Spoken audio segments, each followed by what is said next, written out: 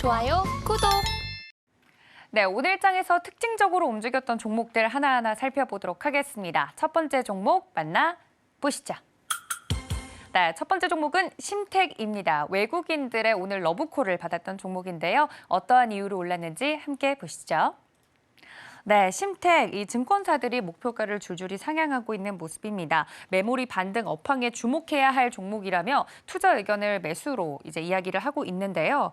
자세한 내용 살펴보시면 수요 부진과 메모리 고객사들의 감산으로 적자가 지속되고 있지만 1분기를 저점으로 실적 개선이 예상된다라고 분석을 내놓았다고 합니다. 오늘 11.31% 오른 채로 34,450원에 마무리됐는데요. 해당 종목 이야기 나눠보겠습니다.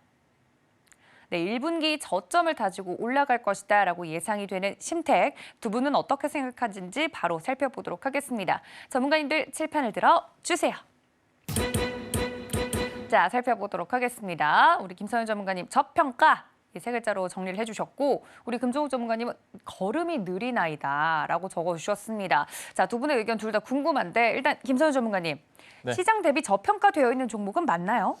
작년까지 해서 굉장히 저평가돼 있었던 종목이에요. 1분기 실적이 사실 좀 안 좋게 나와주면서 상당히 좀 외면을 받은 건 사실이에요. 그러니까 시총은 이제 1조 가량 오늘 많이 올라가지고 최근에 좀 올라가지고 1조가 됐지만 거의 됐지만 그 전까지만 하더라도 뭐 시총 자체가 좀 낮은 편이기도 했었고 그리고 순이익률 같은 걸 봤을 때 순이익이 뭐 작년에 2,400억까지 올라왔었거든요. 그러니까 PER로 따져봤을 때 작년 실적으로 비교해 보자면 뭐 PER 몇 배 수준 정도, 뭐 3배, 4배 이 정도 수준이었어요. 근데 DDR5 이슈가 조금 부각될 줄 알았더니만 상당히 좀 늦었던 감은 있어요. 근데 결국에 DDR5도 그렇지만은 최근에 엔비디아 이슈도 그렇지만은 IT 관련주들의 부품주들이 성장할 수밖에 없는 그림들이 굉장히 좀 커지고 있거든요. 뭐 챗 GPT뿐만이 아니라 다른 이름을 가진 AI 관련된 프로그램들이 하나씩 계속 생겨나고 있는 상황이다 보니까 여러 부품들이 많이 쓰일 것 같고요. 제가 얼마 전에 그 너튜브에서 동영상을 하나 봤는데 네. 게임 영상이에요. 게임 회사들이 이제 무슨 짓을 하냐면 AI가 생기다 보니까 무슨 짓을 하냐면 게임의 NPC들은 사실 잘 아시겠지만 그냥 주어진 대사만 읽는 하나의 기계 같은 로봇 그렇죠. 형태잖아요. 도토리 100개를 가져와라. 거기에다가 챗 GPT와 AI를 넣어버리더라고요. 엥? 그럼요. 반응형이 되는 건가요? 반응형이 되는 거예요. 오, 신박하다. 모든 말에 그냥 자기가 하고 싶은 대로 얘기를 헐. NPC들이 과몰입하게 되는데요? 완전 장난 아니에요. 그래서 뭐 예전에 이제 영화에도 나왔었던 거지만 뭐 소설도 있었지만은 컴퓨터에 나오는 캐릭터들과 사랑에 빠질 수도 있는 감성적으로 바뀔 수밖에 없으니까 자연스럽게 그러면 좀 더 발전할 수밖에 없고 뭐 DDR5 이슈도 생길 수밖에 없는 거거든요. 그렇죠. 수요가 많아지니까. 네, 실적이 약간의 좀 주저앉았을 때가 오히려 기회가 되지 않았나 판단을 하는 거고 오히려 좀 이번에 이 기회를 토대로 반등이 나오는 걸 보니까 향후 뭐 심택뿐만 아니라 코리아 서킷, 대덕전자 등등에서 같은 라인이니까요. 추가적인 상승 흐름은 더 지속적으로 나오지 않을까 판단을 해요.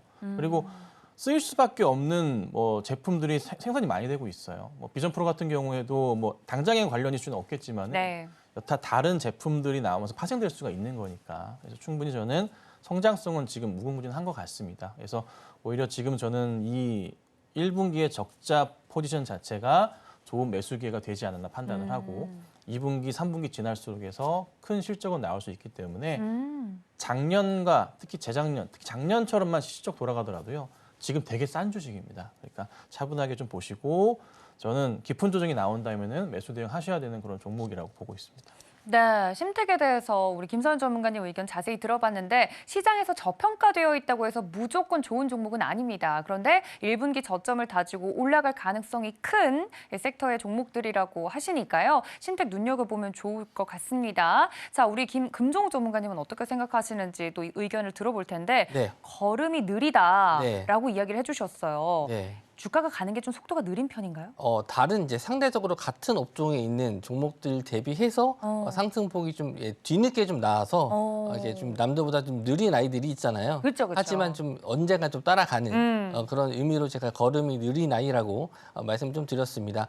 일단 DDR4에서 DDR5로 이제 넘어가는 추세인데 기존에 있었던 반도체 회사들 이제 SK 하이닉스라든지 삼성전자에서는 이제 감산을 좀 통해서 어느 정도 재고량을 줄이 줄이는 그런 움직임을 좀 보여줬었는데 그거에 따른 이제 매출 감소는 어쩔 수 없는 그쵸. 부분이었어요. 그래서 지금까지의 실적 하락은 뭐 시장에서 다 받아내는 모습이었고 이제 DDR5로 넘어가면서 뭐 엔비디아, 뭐 지금 SK 하이닉스도 급등이 좀 나왔지만 이제는 이제 PCB 쪽에서도 실적 반영이 좀 될 수 있을 만한 종목들이 이제 올라갈 것이다. 이제 뒤따라가는 대장주가 이제 뭐 먼저 형님들이 먼저 가셨으니까 이제 동생들도 이제 부품주들도 따라가는 형국이 좀 될 수 있는데 일단 부품주 PCB 쪽에서는 일단 이스페타시스를 좀 대장주로 볼 수 있죠. 이미 좀 너무 급등한 상태이기 때문에 뭐 이 종목을 좀 따라가긴 좀 어렵고 그 다음으로 볼 수 있는 종목이 약간 이제 김선유 전문가님 말씀하셨지만 대덕전자도 마찬가지로 이런 좀 박스권 자리를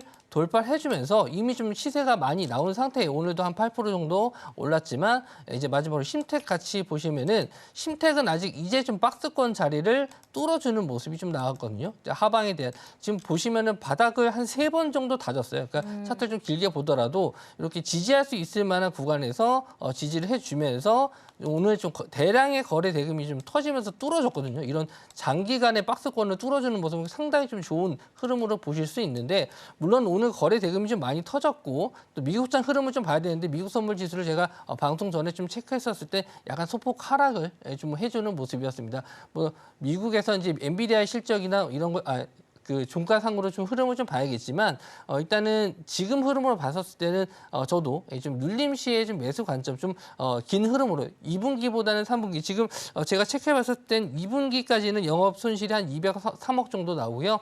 3분기까지는 한 2억 정도의 영업 손실이 있는데 그동안에 이제 매출에 대한 부분은 이제 반영이 좀 된 거고 앞으로 이제 성장 가능성 DDR5로 넘어가면서 내년부터는 DDR5가 주종으로 좀 매출의 주력 상품이 되지 않을까 해서 지금부터는 좀 모아가는 관점으로 좀 보셨으면 좋겠습니다. 네, 말씀해 주신 것처럼 이 아이들이 발달하는 과정에서도 걸음이 또 유난히 느린 아이들이 있습니다. 하지만 어느 정도 이제 나이가 지나면, 시간이 지나면 그 걸음 속도를 따라가기 마련이니까요. 지금은 조금 속도가 느릴지 몰라도 지금 느리게 걷고 있을 때 모아가는 전략이 유효한 종목이다라고 심택 자세하게 차트적으로 설명을 드렸습니다. 더 자세한 심택 혹은 관련된 업종 종목들의 이야기가 궁금하다 하시는 분들 저희 노란톡 열어두고 기다리고 있을 테니까 들어오셔서 물어보시면 좋을 것 같습니다.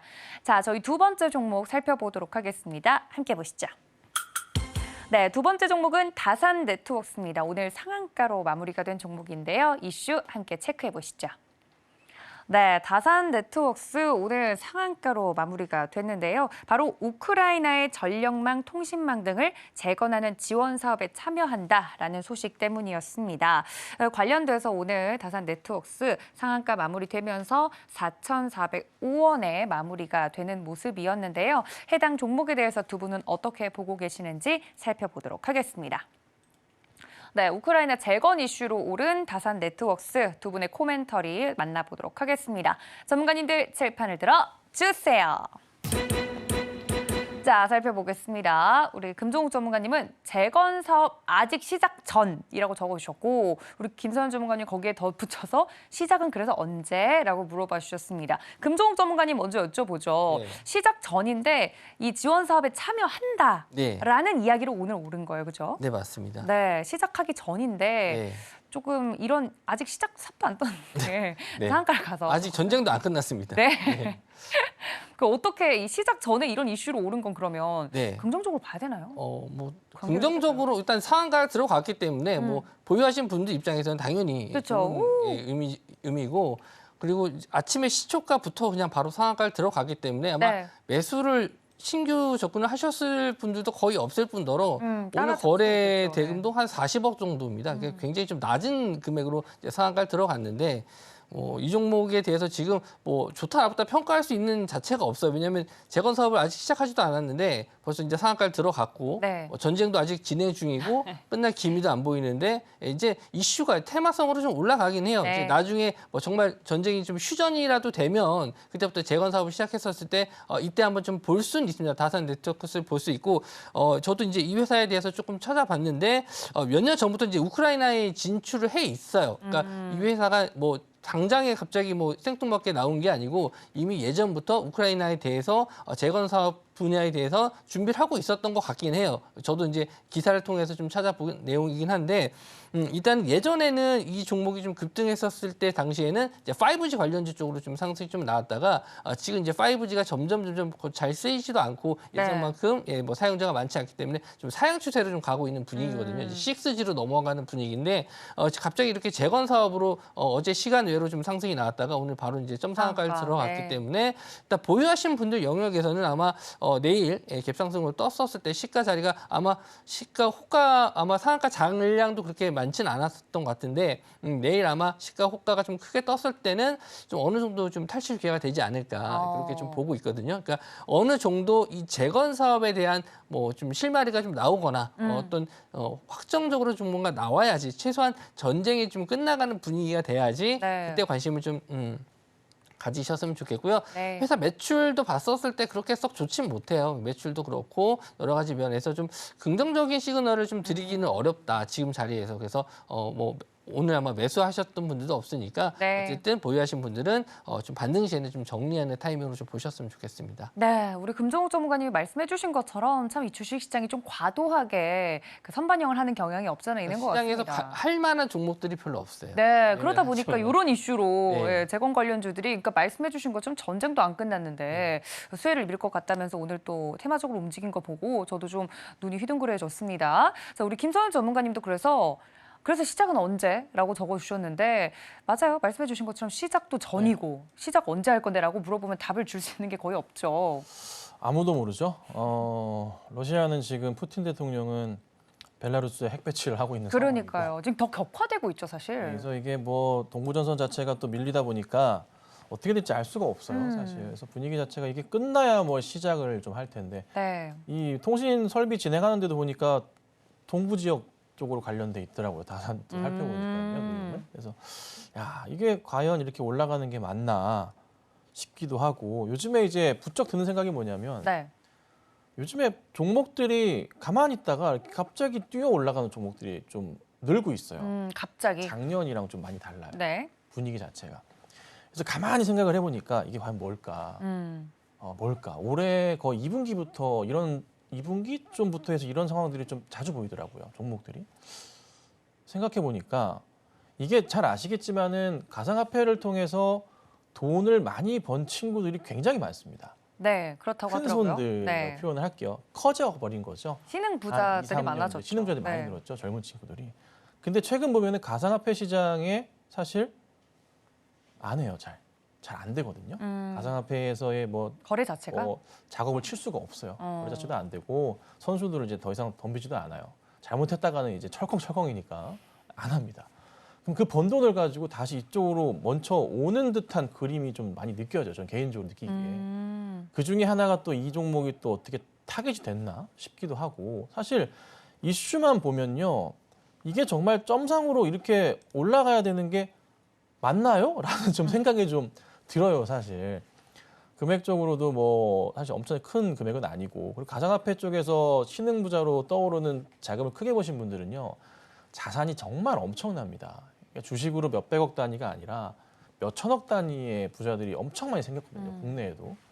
그래서 야 이제 뭐 그런 사람들이 뭐 몇백억 단위는 수두로 빽빽하니까 다시 이쪽 세계로 넘어오는 게 아닌가 싶기도 하고 시장에 뭔가 이제 뭐 방향성과 분위기 자체가 이 다산과 같은 종목들이 계속 늘어나는 추세가 지금 보이니까 그래서 걱정스러운 것은 어느 순간 이제 털고 나가버리면은 주체 자체가 없어지면 수급이 꼬여버리면서 갑자기 더 떨어질 수가 있거든요.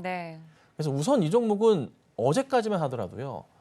거의 뭐 20년 가까이 최저가일까요? 이 가격이 없었어요. 차트만 보시더라도 아시겠지만 2008년 금융위기 때도요. 어제가 최저가예요. 그때부터 보더라도. 다산 네트워크. 2008년까지 간대요. 그 전에도 안 돼요. 이야. 이 정도 수준이었는데 갑자기 상한가가 말려버린 걸 또 보니까 이걸 꾸준하게 또 누가 이거를 받아냈었나 지금까지. 근데 시총을 따지고 보면 오르기 전에 1,200억대였거든요. 쉽지도 않아요. 그래서 이게 뭔지 모르겠어요. 저 솔직히. 그래서 이거는 추이를 좀 더 봐야 될 것 같고 오늘 이렇게 점상으로 시작부터 딱 말아 올린 상황이다 보니까 한두 번은 더 움직일 가능성이 우선 있는 것 같아요. 그래서 내일 시장에서도 움직일 수가 있으니 우선 지켜보시되 만약에 오늘 종가인 4,405원을 이탈하는 모습이 좀 나온다면은 조심을 하셔야 될 것 같긴 한데, 다만 이게 아마 방송 보시는 분들 중에 다산 네트워크스를 가지고 계신 분이 과연 있을까 생각이 들어요.